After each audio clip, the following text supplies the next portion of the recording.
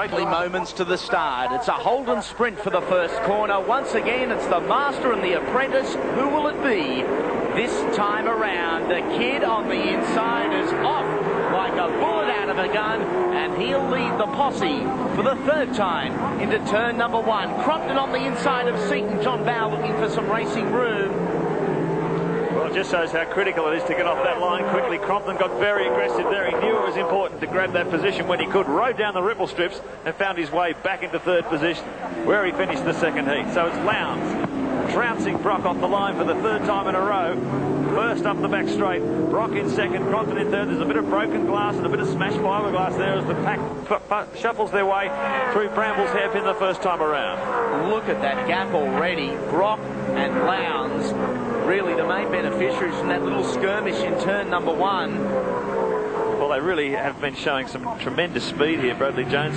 Craig Lowndes, half a second faster than Brock every lap in that opening heat. He's really got some speed out of that car. Certainly has. The two cars are in a league of their own at the moment, and fantastic start. He really got it all together. Light went green. Brock looked to get a bit too much wheel spin, away they went, but here's Crompton holding up John Bow here, and holding up in front of John Bow. And looks like where the dice is going to be. Big attack from John Bow down the outside as they head toward Brambles Hairpin. 220 kilometres an hour. Who's going to be bravest under brakes? Bow goes a little bit deeper.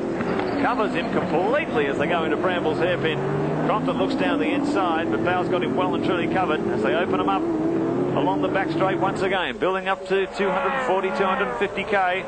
Seaton now in behind Crompton's Co-Commodore. We saw them battling this way in that second heat. We take race cam with the Ford Credit Falcon. Let's see if Seaton can make a move on Crompton. This time around he goes really deep under brakes, easily up the inside of Crompton. That's two cars through. Oh yes, well, he had a problem. Holds up the white flag, heads for the pits.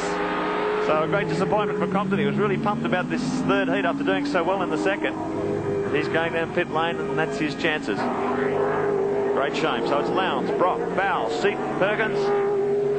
Actually, Crompton has come in for a stop-go penalty.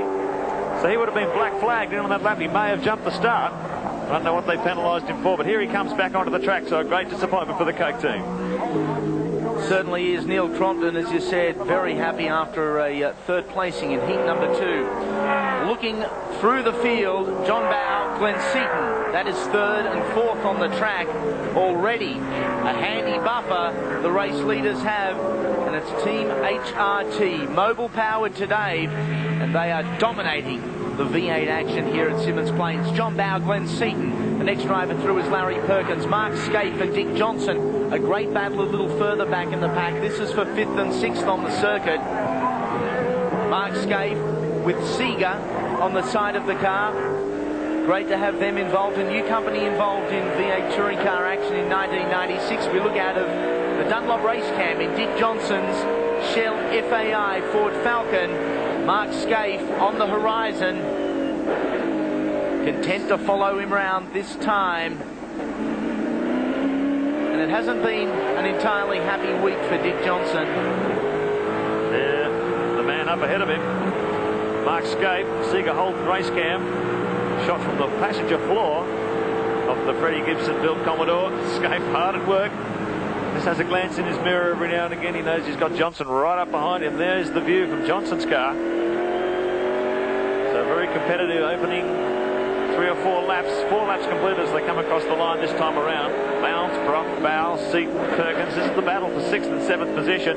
And Dick's got Longhurst, Alan Jones on the charge from the back of the grid, and Stephen Ellery, the first of the privateers in the Chelgrave Falcon, in 10th position. Under the footbridge. Alan Jones, the pack leader Falcon, started the day well.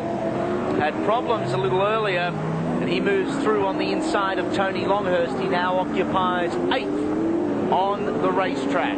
Jonesy was pretty disappointed. He did not start. Was going to start from 4th position on the grid for the second heat, but pulled off on the warm-up lap. Apparently he threw a power steering belt, which also drove the water pump, and if he would have kept going much further, he would have cooked the engine, so he was out of the action before it even started. But Jonesy's so pumped up to get a result for this new pack leader racing team. He was really on a charge, and he's doing it again here. And his tyres, Mark, are certainly going to really shine in this one after not competing in heat number 2. Very strict tyre regulations. You're only allowed 2 complete sets, and all the other guys out there on the racetrack at the moment really starting to struggle on this very difficult track. If you watch Dick Johnson's car here, he's actually, you listen to it now, it's almost dropping off the power band as he's coming out of the corner, and then you hear it and it cracks open and starts to go now. He actually catches scape up down the straight a certain degree, but it's just like on the slow corners, maybe the car is just dropping off the power band. Plenty of top end speed, just closes the gap a little bit to the back of Scaife's car, but not a lot in it. Scaife plenty of squirt in a straight line as they come through Coca-Cola corner and back toward the pitch straight. Once again, 6 laps completed as Craig Lowndes crosses the start finish line. Brock behind him, Bow up there too, Seaton, Perkins, and here's John Bow, currently running in 3rd position with Seaton breathing down his neck. John Bow has been struggling with both brake and clutch trouble in the opening 2 heats, but he's managing to struggle on, go with enormous experience and skill at bringing a car home and being able to battle and make the car as wide as possible at the same time, Brad. John's gone for M3, or M1, sorry, which is a new Japanese tyre, the same tyre used at Bathurst. And he was saying earlier that he thought he's probably gone the wrong way. He might have been better to go for the 936 Dunlops. The tyres are moving around a little bit in time, but it looks like the car's going quite well now. He certainly has Glenn's measure, and a bit of dirt up there on the inside. He's using a lot of the road there. Larry Perkins. Car 11, he's got Mark Scaife breathing down his neck, so it's Lowndes, Brock, Bow, Seaton, Perkins, Scaife. 7 laps completed of 21. Larry Perkins in the Castrol Commodore, position 5, Scaife. Here's Johnson now, with Alan Jones coming right up behind the wing of the Shell 17 Falcon. And Jones probably going to have a big go coming into Brambles hairpin this time around. 220 kilometres an hour, looks to the outside, goes deeper and deeper and deeper, but Dick's got him well and truly covered. Jones tries to cut through for the tight run on the exit. Dick was there too. So it's another drag race. Interesting to watch here. The pack leader Falcons have been struggling for a bit of straight line speed in these opening rounds of the championship. But it looks like they're making a bit of headway here. Jones hanging onto the back of Johnson's car reasonably effectively. A few car lengths in it, but he goes right up under brakes. Look how close he is to Johnson coming back onto pit straight this time around. This is the battle between 7th and 8th, Dick Johnson and Alan Jones. Top 2 Queenslanders in the Touring Car Championship going at it, hammer and tong. And as Mark pointed out earlier, Alan Jones desperate to show his sponsor Pack Leader Racing. They really are up there with the leaders of the pack. He moves to the outside of Johnson. They head up towards Bramble.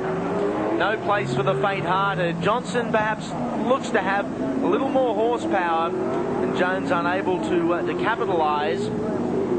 Not only that, but he's looking pretty strong under brakes. He got a little bit sideways trying to get the power down there. Jones was able to make up a couple of car lengths, so he's nicely positioned behind the Shell Falcon. As Dunlop Race Cam shows you, looking back at the pack leader Ford, Jones has certainly got the eyes on. Has a run down the inside. He's nice and close, but not close enough to make a challenge under brakes this time around. So Dick, in terms of straight line speed and braking, every bit the pack leader cars measure as they come back onto pit straight once again. 9 laps down for Craig Lowndes, our race leader, and approaching half distance in this final 21 lapper.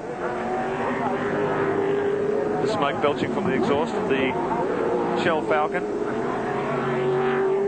But there's the man, talk about smoke. It's the guy who's smoking a lot of them. Craig Lowndes, he's made it look so easy. 54.77, he's undercut the lap record earlier on in the day. His dominance has just been unbelievable. Craig Lowndes in control for Peter Brock. John Bow, championship leader by 1 point in 3rd. Glenn Seaton, the Ford Credit Racing Falcon in 4th. And Larry Perkins in the Castrol Commodore. Don't go away. There's more to come in just a moment. 1 point lead over Lowndes, but Seaton now 110 points. Just 46 behind Bow, and if he can beat him here, it's really going to close up the championship at the top end. By the time even more of a show.